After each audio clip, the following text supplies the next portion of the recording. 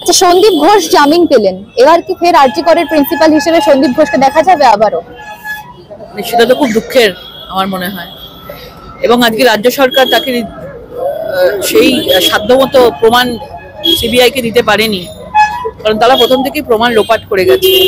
আজকে সিবিআই যদি বিনা রাজ্যের সরকারের সাহায্য ছাড়া তো কিছু করতে পারবে না, সেখানে সেই জন্য কোনো প্রমাণ পাইনি। আজকে সেই জন্য সিবিআই কে আজকে খালি হাতে ফিরতে হলো। আজকে মানুষ বিচার পেল না, তাদেরকে ছেড়ে দেওয়া হলো। এটা খুবই দুঃখের।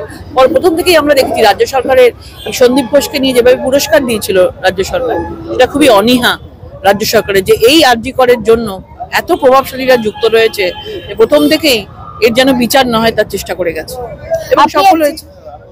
আপনি একজন মহিলা এবং আরজি করের অভয়ে এখনো অব্দি বিচার পাইনি, অথচ জামিন পেয়ে গেলেন সন্দীপ ঘোষ, খুব কেমন লাগছে? খুব দুঃখের বিষয়, আমার কাছে এটা দুঃখের বিষয়। একজন বাংলায় থেকে এরকম ভাবে নৃশংস ভাবে অত্যাচার হয়েছে একজন মহিলার প্রতি, তাহলে আগামী দিনে আমরা মানে তারপরে সবাই ভাববে যে এরকম ভাবে যদি কিছু মহিলার উপরে এরকম নৃশংসভাবে অত্যাচার করে রেপ করে যদি খুন করে দেওয়া হয়, তাহলেও বেঁচে যাওয়া যায়, সেখানে কোনো শাস্তি হবে না, মানে এটাই একটা প্রমাণ হচ্ছে। সুতরাং আমরা আগামী দিনে কোথায় যাচ্ছি বাংলাতে, এবং আমার কাছে এটা অনেক ভয়ঙ্কর একটা সময় এসছে বাংলার জন্য আমি মনে করি, এবং মানুষের আন্দোলনে নামা উচিত। পার্থ চট্টোপাধ্যায় নিয়োগ দুর্নীতি কাণ্ডে আটক হয়েছিলেন এবং তিনিও সম্প্রতি জামিন পেয়েছেন। এরপরে সন্দীপ ঘোষ কোন দিকে এগোচ্ছে, অ্যাকচুয়ালি কি মেসেজ দিতে চাইছেন রাজ্যের মুখ্যমন্ত্রী এরপর? দেখুন, এটা পরিষ্কার বোঝা যাচ্ছে যে কোটি কোটি টাকা দুর্নীতি করছে, কিছু করছে, কিন্তু তারপরে তারা বিচার পাচ্ছে না। সেটাই তাহলে আমরা ভবিষ্যতের প্রজন্মকে কি শেখাচ্ছি? রাজনীতিটা আসলে কি? মানুষের সেবা করা, নাকি প্রতিবারের আওয়াজ তোলা, নাকি এইভাবে মানে যারা সত্যি দোষী রয়েছে তারা বিনা বিচারে তারা বাইরে চলে আসবে? এটা খুবই অস্বস্তিকর, এবং বর্তমানে বাংলার অবস্থাটা কিন্তু খুবই খারাপ। দিদি, রাজ্যের মুখ্যমন্ত্রী দীঘায় যাচ্ছেন জগন্নাথ মন্দির পরিদর্শন করতে, অথচ রাজ্যে কর্মসংস্থান নিয়ে শিক্ষিত বেকাররা ধর্নায় বসে বসে ক্লান্ত। কোনটা আগে প্রায়োরিটি দিচ্ছেন মুখ্যমন্ত্রী? কি মনে হয়? কর্মসংস্থানটা অনেক দিনের চলছে, মানুষকে এখানে কোনো ইন্ডাস্ট্রি নেই, কিছু নেই, ইন্ডাস্ট্রি তৈরি হয় না, আসেও না, এবং মানুষ এখানে কর্মসংস্থান কিছু নেই, সারাক্ষণ ভাতার রাজনীতি চলছে, বিভিন্নভাবে লক্ষ্মীর ভান্ডারের রাজনীতি চলছে। আর মন্দির, সেটা নিশ্চয়ই একটা ধর্মের জায়গা রয়েছে, মন্দির নিয়ে বিশেষ কিছু বলতে চাই না, কারণ এটা মানুষের একটা বিশ্বাসের জায়গা রয়েছে, মন্দির নিশ্চয়ই হবে। বিভিন্ন জায়গায় মানুষ সেখানে অনেক বিশ্বাস করে, অনেক ভগবানকে মানে, এবং জগন্নাথের মতন করে একটা মন্দির এখানে তৈরি করা হয়েছে, কিন্তু সেটা কখনোই রাজ্যে কর্মসংস্থানকে বাদ দিয়ে নয়। কর্মসংস্থানটা অবশ্যই প্রথম প্রায়োরিটি হওয়া উচিত।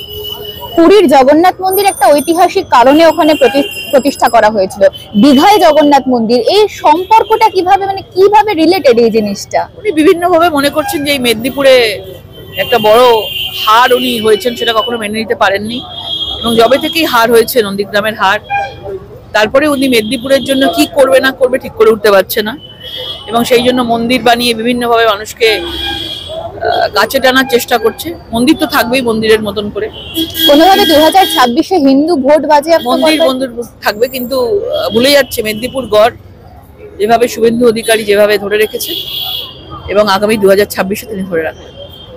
ইন্ডিয়া জোটের মুখ নাকি মুখ্যমন্ত্রী হবেন, কিভাবে দেখছেন বিষয়টা? দেখুন, উনি কখন কার সাথে থাকেন, কখনো কংগ্রেসের সঙ্গে ইন্ডিয়াতে আছেন, কংগ্রেস রয়েছে, কে কংগ্রেসের প্রধানমন্ত্রী হবে না তৃণমূলের প্রধানমন্ত্রী হবে, তাদের নিজেদের মধ্যে অনেক লড়াই আছে, শরদ পাওয়ারের প্রধানমন্ত্রী হবে না কে হবে, নিজেদের মধ্যে ইন্ডিয়া জোটের লড়াই আছে। ইন্ডিয়া জোট কখনোই জোট বাঁধতে পারেনি, ভোটের আগে জোট বাঁধে, তারপরে জোট ছিন্ন হয়ে যায়। সুতরাং সেটা ম্যাটার করে না, কারণ বাংলায় প্রধানমন্ত্রী মমতা বন্দ্যোপাধ্যায় যদি নিজেকে মনে করে তিনি প্রধানমন্ত্রীর জায়গায় থাকবেন, এত বাংলায় মহিলাদের উপর অত্যাচার, এত বাংলায় কোনো শিল্প নেই, কোনো কর্মসংস্থান নেই, বাংলা যে কোন দিকে যাচ্ছে, বাংলাদেশ ইস্যু নিয়ে আমরা বুঝতে পারছি যে বাংলাদেশ ইস্যু নিয়ে বাংলার মুখ্যমন্ত্রীর একটা কোনো উচ্চবাচ্য নেই, কিছু নেই, পুরোটা কেন্দ্রীয় সরকারের উপর ছেড়ে দিচ্ছে। এখানে পরিষ্কার বোঝা যাচ্ছে যে হিন্দুদেরকে তিনি কতটা স্নেহ করেন, শ্রদ্ধা করেন, হিন্দুদেরকে কতটা তিনি পাশে থাকে, সেটা বোঝা যাচ্ছে। সুতরাং কোনো সম্ভাবনাই নেই। পানীয় জলের সমস্যা দূর করবার একটা প্রতিশ্রুতি ছিল মমতা বন্দ্যোপাধ্যায়ের ইশতেহারে, অথচ দেখা যাচ্ছে যে জল চুরির মতন অভিযোগ উঠে আসছে। এটা কি মমতা বন্দ্যোপাধ্যায়ের চোখের আড়ালে হচ্ছে? এটা সম্ভব? তো সবকিছু ওনার সামনেই হচ্ছে, ট্যাব দুর্নীতি থেকে শুরু করে জলের দুর্নীতি, সাইকেলের দুর্নীতি, বিভিন্ন ভাবে স্বাস্থ্যের দুর্নীতি, শিক্ষার দুর্নীতি সবসময় মমতা বন্দ্যোপাধ্যায়ের আমলে হয়েছে এবং উনি মানে বহাল তবিয়াতে তাদেরকে সুন্দর করে প্রোটেক্ট করে সুরক্ষা দিয়ে রেখে দিয়েছেন যাতে কেউ না কিছু করতে পারে, এবং তার সামনেই সবকিছু ঘটছে এবং কোটি কোটি টাকার দুর্নীতি চলছে। সুতরাং জলের যে দুর্নীতি সেগুলো কেন্দ্রীয় সরকার জলের টাকা পাঠাচ্ছে প্রত্যেক ঘরে নলের মাধ্যমে জলের, কিন্তু সেই টাকাও আজকে দুর্নীতিতে কোটি কোটি টাকা বিভিন্ন জায়গায় যাচ্ছে। ঠিক যেভাবে কম্পোজিট গ্রান্টের টাকা বিভিন্ন ভাবে বিভিন্ন জায়গায় কেউ বলতে পারবে না, কোনো হিসাব উনি দিতে পারবেন না, আর সারাক্ষণ মানুষকে ভুল বুঝিয়ে যান যে আমার কাছ থেকে কেন্দ্রীয় সরকার টাকা কেটে নেয়।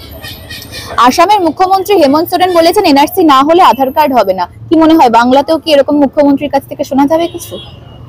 দেখুন, বাংলায় তো মানে যেভাবে রোহিঙ্গারা বিভিন্ন ভাবে ঢুকে গেছে, যেভাবে বসবাস করছে, যেভাবে পুরো বাংলা থেকে বিভিন্ন দেশে ছড়িয়ে পড়ছে বাংলা দিয়ে ঢুকে, তো মানে সময় এসেছে যেভাবে বাংলাদেশের ঘটনা যেভাবে হকচকিয়ে দিয়েছে মানুষকে এবং নাড়িয়ে দিয়েছে মানুষকে, এবং এই দেশ কিন্তু সিঁদুরে মেঘ দেখছে, বিশেষ করে এই বাংলা। আমার মনে হয় যে কেন্দ্রীয় সরকার এই বিষয়ে নিশ্চয়ই ভাববেন। মাননীয় মুখ্যমন্ত্রী বলেছিলেন বাংলাদেশে যারা মানে বিতাড়িত হচ্ছেন তাদের জন্য পশ্চিমবঙ্গের দরজা নাকি তার খোলা রয়েছে। কোথায় গেল সেই প্রতিশ্রুতি তার? সেটা যদি নিজেরা বলেছেন সেটা অত্যন্ত অন্যায় করেছেন। মানে যেভাবে রোহিঙ্গারা তাদের দরজা খোলাতে যেভাবে ঢুকে পড়েছে, তাদের জন্য জাল ভোটার আইডি কার্ড বানিয়ে তাদেরকে বাড়ি দিয়ে বিভিন্নভাবে ভোটের জন্য তাদেরকে পালন করা হচ্ছে, লালন পালন করা হচ্ছে 26-এর জন্য, ওই জায়গা থেকেই উনি বলেছিলেন এবং তার পরিণতি আমরা দেখতে পাচ্ছি। বিভিন্ন জায়গায় তারা বিভিন্ন অসামাজিক কাজ করছেন, কখনো মন্দির ভাঙা, কখনো মূর্তি ভাঙা, কখনো বিভিন্ন রকমের তারা কাজ করে পালিয়ে যাচ্ছে, বিভিন্নভাবে তারা গা ঢাকা দিচ্ছে। সেটা মুখ্যমন্ত্রী আজকে এই ধরনের কথা বলাতেই কিন্তু তারা সাহস পেয়েছে। আমার শেষ প্রশ্ন, মমতা বন্দ্যোপাধ্যায় এবং অভিষেক বন্দ্যোপাধ্যায় যে গোষ্ঠী কোন্দল, এটা কি আইওয়াস বলে মনে হয় না সত্যি? একদম সিবিআই ইডি থেকে বাঁচাতে এই ধরনের জিনিস চলছে, বিভিন্নভাবে গটাপ চলছে, পরিষ্কার বোঝা যাচ্ছে। অভিষেক বন্দ্যোপাধ্যায় দুর্নীতির একদম হাব তৈরি করেছেন তৃণমূলে, এবং তাকে বাঁচানোর জন্য বিভিন্ন দল, আমার মনে হয় দলের নাম করে তাকে আলাদা করে তাকে বাঁচানোর চেষ্টা হচ্ছে। 26-এর পর দেখবেন আবার দুধে জলে মিশে গেছে।